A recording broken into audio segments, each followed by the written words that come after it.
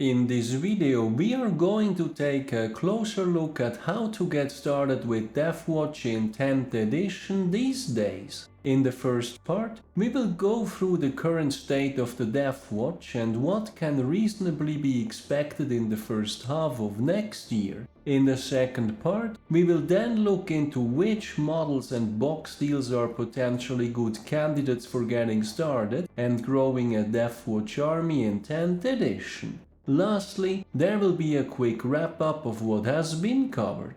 Welcome to SwissHammer, your channel for modeling in Warhammer 40k. My name is Tammer and I will be guiding you through this video.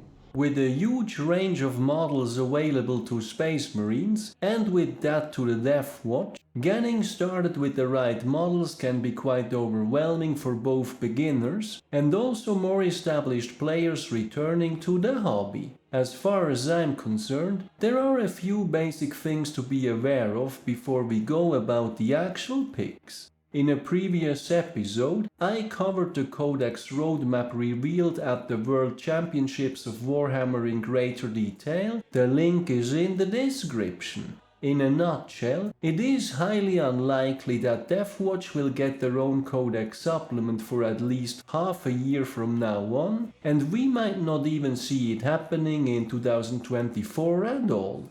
So with the Space Marine Codex already out, does that mean that everything is set in stone as far as models are concerned? Well, yes and no. While the models with valid datasheets in the Space Marine Codex are likely to stay throughout the entirety of the edition and possibly beyond, some of the Deathwatch exclusive datasheets and corresponding models in the current index might still see change once the supplement actually hits. The most likely target here might be veteran bikers, as the regular Firstborn counterparts have been discontinued already. While Deathwatch veterans might lose the distinction between Firstborn and Primaris, kind of what happened to Sternguard veterans, and might even see new models, the scale difference between the current Firstborn models and Tacticus Primaris models is slim enough that all the Deathwatch veteran models could still see play even if a new generation were to be released. As far as I'm concerned, the safest option here is to magnetize the weapon arms for both flexibility with loadouts and potentially reusing them on a newer generation of models.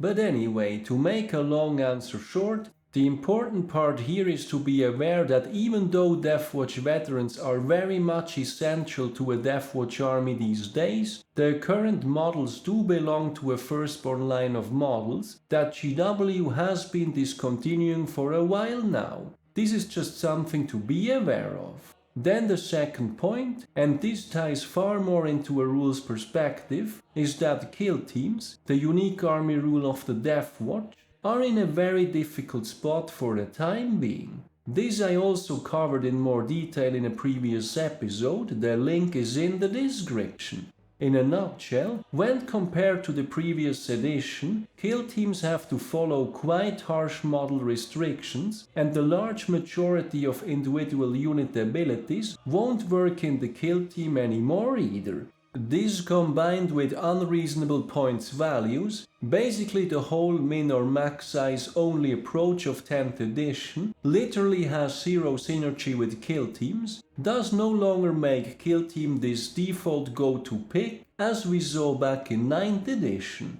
As a result, it is far more difficult to get the right models, as Deathwatch now more heavily depends on what is going on in the overall Space Marine meta. With quarterly points changes and bi-yearly balanced status slates, alongside the Codex Roadmap, this can mean for beginners that by the time you finished building and painting some models, they might have dropped out of competitive play already. Now, this is of course not the end of the world from a beginner's perspective, because of the overall learning curve, and as quickly as a unit drops out of the meta, it might celebrate a comeback in the next set of changes to the game. With that out of the way, let's look into some action models and boxes that are currently available. First of all, what would I consider the current safe picks for building a Deathwatch army? Looking at our unique datasheets, these would be Deathwatch Veterans, Deathwatch Terminators and the Watchmaster, which allows us to either play them as per their original datasheets or combine them into a Proteus kill team with a leader. Now, didn't I just go at length into how the Deathwatch veteran models are at risk to be rotated out midterm? While this might turn out to be true, I strongly believe that the datasheet as such will remain relevant, and as I mentioned, magnetizing the arms has always been the safest way to build these anyway, and the scale works well enough that either one does not mind even with a new generation of models around, or one simply transitions to Primaris bodies. Ultimately, the Deathwatch Veteran box is also a treasure of war gear unique to the faction, and as such, even when not using the original bodies, the war gear itself will remain relevant. As far as Deathwatch Terminators are concerned, here we simply go for the new generation of Terminators, slap on a Deathwatch pauldron and that's basically it. For the Watchmaster himself, while there is an original Firstborn model and again some potential issue with being replaced, I have seen a great amount of conversions. Basically all that's needed here is a captain style model with a spear that might as well be supplied from a Custodes. Taking it one step further, when magnetizing said loadout, one would even be able to use this model as either a Watchmaster or Captain, making it as future-proof as possible. Now, unique datasheets, magnets and potential kit bashes aside, what about standard Space Marine picks? As far as I'm concerned, what we currently want is at least 5 to 10 infiltrators for screening and deep strike denial.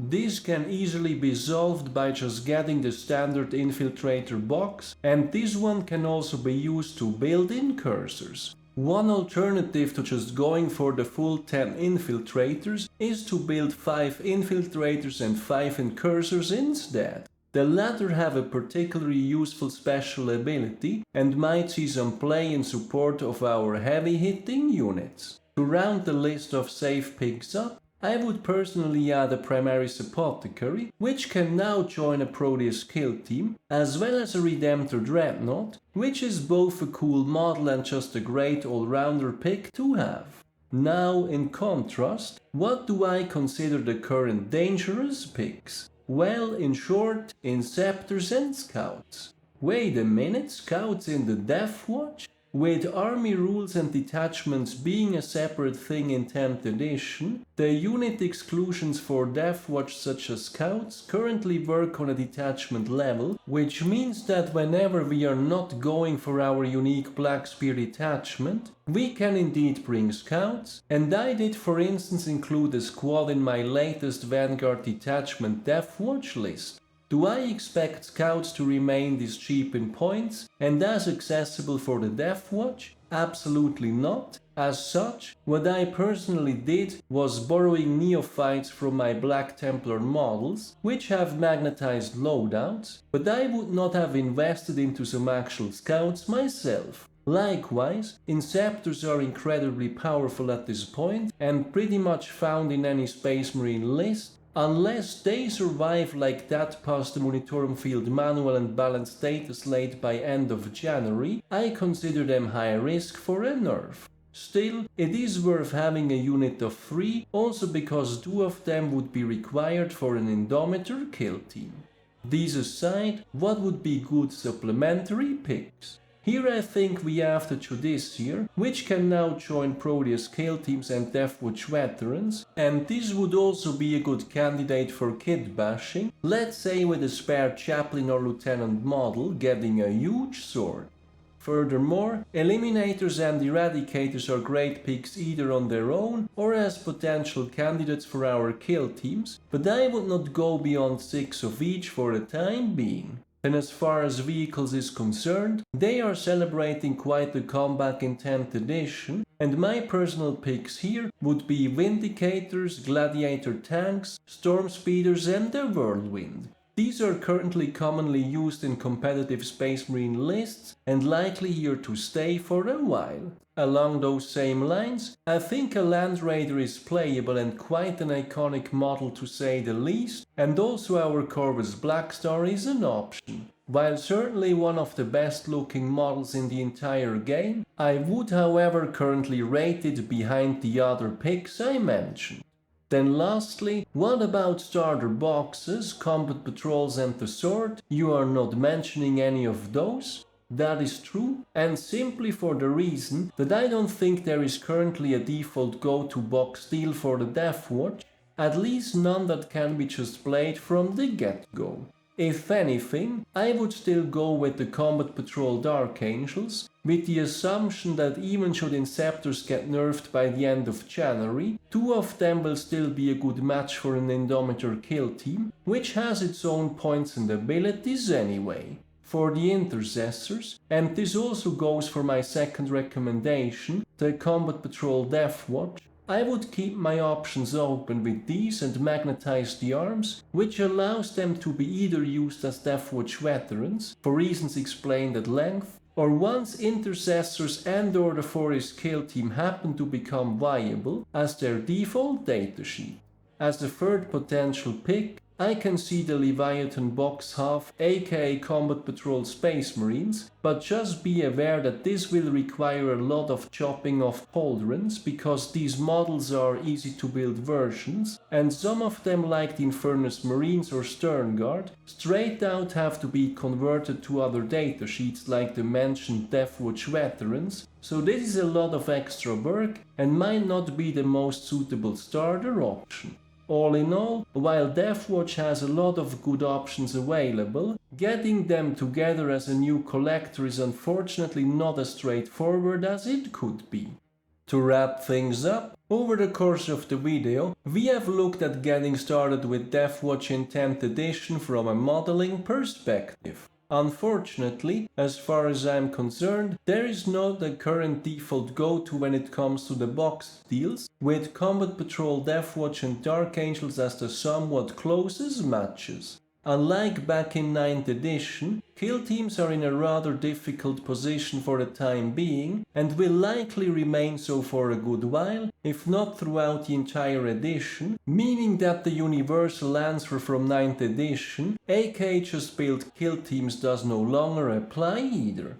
Nonetheless, Deathwatch has several good options to pick from, and the average Deathwatch list will lean towards a combination of unique Deathwatch datasheets, veterans, terminators and the Watchmaster, and what tends to work well in Space Marine armies in general. My personal recommendations would be Deathwatch veterans, assuming one does not shy away from magnetizing, Deathwatch Terminators, a Watchmaster, and then between 5 to 10 Infiltrators, a Primaris Apothecary and a Redemptor Dreadnought. Eliminators, Eradicators and possibly a Gladiator tank and/or Stormspeeder work well alongside those. For the rest, it might be best to just wait out the next Balanced Data Slate and Monitorum Field Manual, coming out by the end of January, which I will of course cover here on this channel. So that's it for getting started with Deathwatch in 10th edition. What do you guys consider good starter picks for beginners? And do you have any recommendations for box deals that I missed? Any predictions on what is going to happen to our Deathwatch veterans once we actually get our supplement? Let me know in the comments. Then finally, if you made it this far and I still have your attention, if you like my content, any additional support is greatly appreciated as it helps me invest into future videos. For that, I have both a Ko-fi as well as a Patreon page, links are in the description. Furthermore, I would also like to mention that there is a SwissHammer Facebook page where I will be posting links to my videos as well as articles I find of interest. I do read a lot about the hobby, but not all of it will always end up as its own video. I look forward to seeing you there as well. As always, thank you very much for watching guys, your continued support is greatly appreciated. I hope you have been enjoying this video, give me a thumbs up if you did, and don't forget to subscribe if you haven't done so already. Thanks again and see you next time.